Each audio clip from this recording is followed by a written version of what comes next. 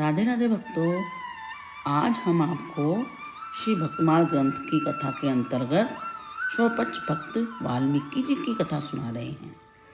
स्वपच वाल्मीकि नामक एक भगवान के बड़े भारी भक्त थे।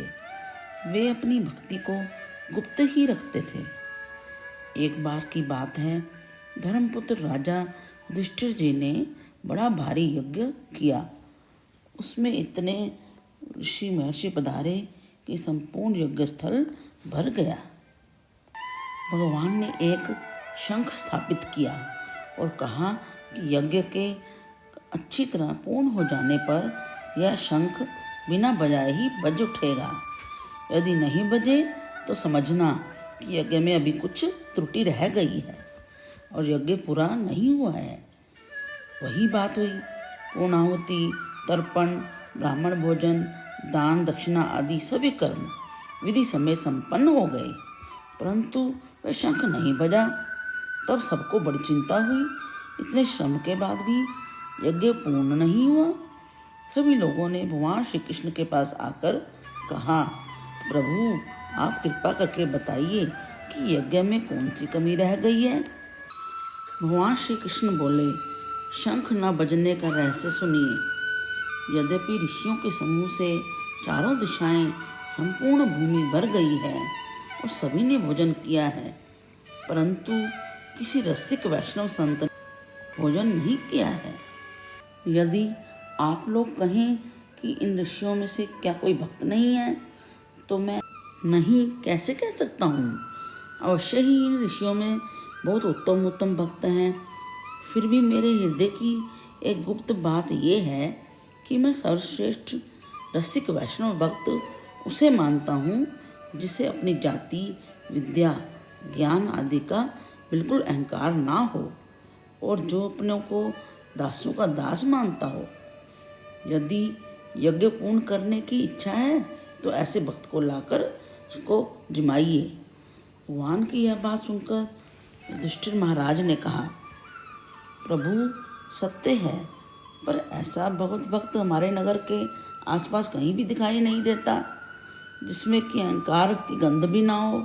ऐसा भक्त तो किसी दूसरे लोक में ही मिल सकता है। भगवान ने कहा, नहीं, तुम्हारे नगर में ही रहता है। दिन रात प्रातः सायं तुम्हारे यहाँ आता जाता भी है, पर उसे कोई जानता नहीं है और वह स्वयं अपने को प्रकट भी नहीं करता है। यह सुनकर सभी आश्चर्य से चौंक उठे और बोले, प्रभु कृपया शीघ्र ही बताएं, उसका क्या नाम है और क्या स्थान है जहाँ वह रहता है और जहाँ जाकर हम उसका दर्शन करके अपने आप को सौभाग्यशाली बनाएं। भगवान ने कहा, स्वपच भक्त वाल्मीकि के घर को चले जाओ। वे सर्व विकार रहित सच्चे साधु हैं। अर्जुन और भीमसेन भक्त स्वपच को निमंत्रण देने के लिए उनके घर जाने को तैयार हो गए। तब भगवान ने उन्हें सतर्क करते हुए हृदय की बात खोलकर कही, जाते तो हो पर सावधान रहना। भक्तों की भक्ति का भाव अत्यंत दुर्लभ और गंभीर होता है। उनको देखकर मन में किसी प्रकार का विकार मत लेकर आना, अन्यथा तुम्हारी भक्ति में दोष आ जाएगा। दोनों ने वाल्मीकि के घर पहुंचकर उसके चारों ओर घूमकर उसकी प्रदक्षिणा की।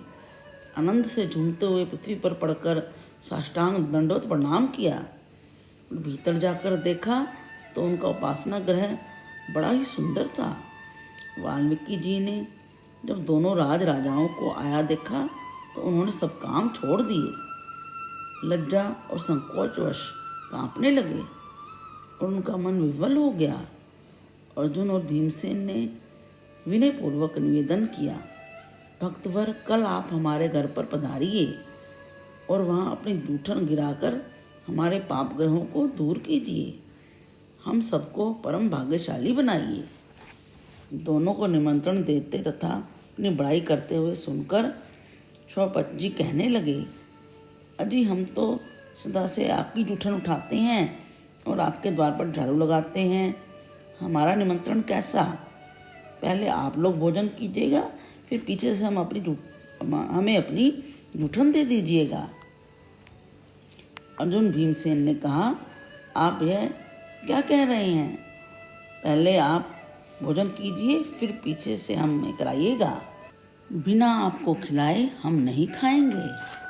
दूसरी बात भूलकर भी मन में ना सोचिए। तब स्वपच जी ने कहा, बहुत अच्छी बात है, यदि आपके मन में ऐसा ही है तो ऐसा ही होगा।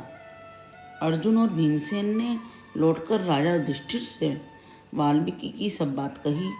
सुनकर युधिष्ठिर जी को स्वपच भक्त के प्रति बड़ा प्रेम हुआ। भगवान श्री कृष्ण ने द्रौपदी को अच्छी प्रकार से सिखाया कि तुम सभी प्रकार से षट रस व्यंजनों को अच्छी प्रकार से बनाओ। तुम्हारे हाथों की सफलता आज इसी में है कि भक्त के लिए सुंदर रसोई तैयार करो।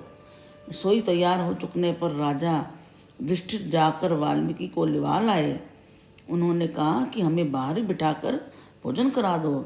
श्री कृष्ण भगवान ने कहा, हे युधिष्ठिर, ये तो तुम्हारे भाई हैं, इन्हें सादर गोद में उठाकर स्वयं लेकर आओ। इस प्रकार से उन्हें पाकशाला में लाकर बिठाया गया। उनके सामने सभी प्रकार के व्यंजन परोसे गए। रस में प्रसाद का कोर लेते ही शंख बज उठा, परंतु थोड़ी देर बजकर फिर बंद हो गया। तब भगवान ने शंख को एक छड़ी लगाई। भगवान ने शंख से पूछा, तुम कण कण के भोजन करने से ठीक से क्यों नहीं बज रहे हो? घबराकर शंख बोला, आप द्रौपदी के पास जाकर उनसे पूछिए। आप मन से यह मान लीजिए कि मेरा कुछ भी दोष नहीं है। जब द्रौपदी से पूछा गया तो उन्होंने कहा कि शंख का कथन सत्य है। भक्त जी खट्टे मीठे आदि सभी रसों के सभी व्यंजनों को एक में एक मिलाकर खा रहे हैं। इससे मेरी रसोई करने की चतुरता धूल में मिल गई है। अपनी पाक विद्या का निरादर देखकर मेरे मन में यह भाव आया कि आखिर है तो ये स्वपच जाति के ही, ये भला व्यंजनों का स्वाद लेना क्या जाने। तब भगवान ने सब पदार्थों को एक में मिलाकर खाने का कारण पूछा। तब स्वपच वाल्मीकि ने कहा कि इनका भोग तो आप पहले ही लगा चुके हैं, अतः पदार्थ बुद्धि से अलग अलग स्वाद कैसे लूं? पदार्थ तो एक के बाद दूसरे रुचिकर अरुचिकर लगेंगे, फिर इसमें प्रसाद बुद्धि कहाँ रहेगी? मैं तो प्रसाद का सेवन कर रहा हूँ, व्यंजनों को नहीं खा रहा हूँ। यह सुनकर तो भक्त वाल्मीकि में द्रौपदी का अपार सद्भाव हुआ। तब शंख जोर से बजने लग गया। लोग भक्त की जय जयकार करने लगे। इस प्रकार से यज्ञ संपूर्ण हुआ और भक्त वाल्मीकि जी की महिमा का सबको पता चल गया। भक्तमाल ग्रंथ की ऐसी सुंदर सुंदर कथाएं सुनने के लिए इस चैनल को सब्सक्राइब करें और अपने मित्रों के साथ शेयर भी करें। हरे कृष्ण कृष्ण कृष्ण हरे हरे, हरे राम राम राम हरे हरे।